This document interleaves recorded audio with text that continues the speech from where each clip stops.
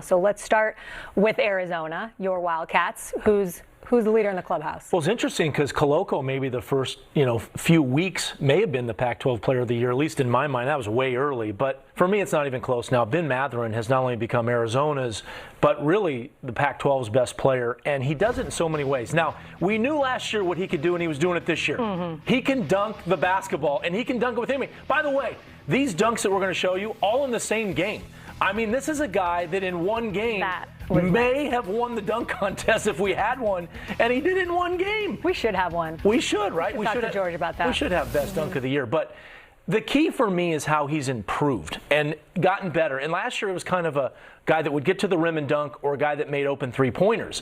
And I think this year he's expanded his game. He's really made his game an NBA game. And you watch here, the first thing he does is coming off screens. Able to knock down 25-footers. Look at this. Coming off out of bounds. That is an NBA play right there. And now the second thing, the mid-range game. He did not have that off the bounce last year, creating for himself. And look at this shot right here.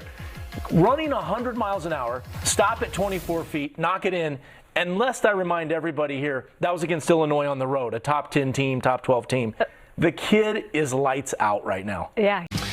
You know, for me, you mentioned TJ McConnell, and I thought that team was incredible because McConnell was so good running the team.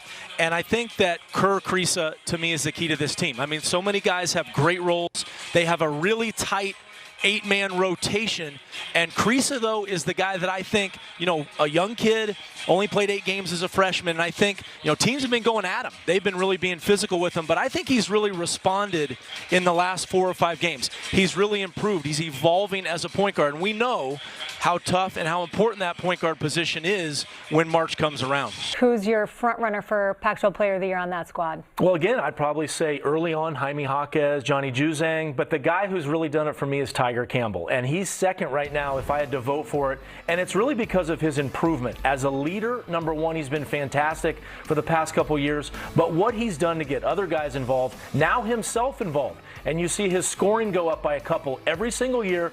And what have we noticed the most about him? The three-point shot. 25% last year, and now he's at 50%. Wow. I mean, that was unbelievable. I want to know what he did this summer to get that good. And, just on working on his shot, the confidence, that has made him an all-around guard. You can't now just focus on the drives, which he does so well, and he gets to the rim. He's so good in the lane, even at his size, the left, the right, little fadeaways, crafty inside, but the three-point shot has separated him. Last year, you look at this year, he's already taken more threes this year than he did all of last year, and he's done it halfway through the season.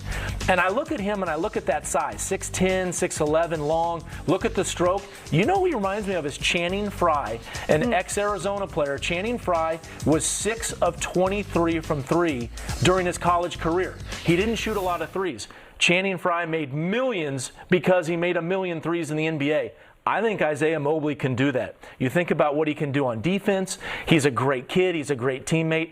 And now he can really stroke that 3 ball. I want you to take me through. It is never too early and too often to be talking about exactly where things are shaping up for the NCAA tournament. So if it started today, 3 teams safely in. Yeah, no doubt. No doubt. Pac-12 has 3 teams in, and not only 3 teams, but 2 of them very high on the list. Number 4, Arizona. Number 12, UCLA. Obviously, 21, SC. And like I said, right now those teams are without a doubt, unless they had something crazy happen. But you look at the Arizona resume, net ranking is 2. A ton of quad 1 wins all of a sudden. Actually, from the last week or so, it really bumped up 6 and 2. And then you look, they actually still have some pretty decent ones, the one at SC being the highest. But I think if you look at Arizona, right now, they're on the 1 line. They're actually right behind Gonzaga. And Arizona fans, you're going to love to hear this because Joey Brackets has them number 1 in the South. That's where they were 25 years ago, 1997, when they won the title. And that was the year they beat 3 number 1 seeds, beat Kansas. Unbelievable run. So Washington, the team that's playing the best out of those top 3 or 4 teams that we just mentioned, I think Washington is the one sleeper team that could possibly win the Pac-12 tournament. Now, the other thing to point out, they have 5 quad 1 games left. Like, they're 120 now. They could end up 20 in about a month, or they could end up 220. So be careful, Washington, what you ask for. It starts today at home, maybe a packed arena in Seattle.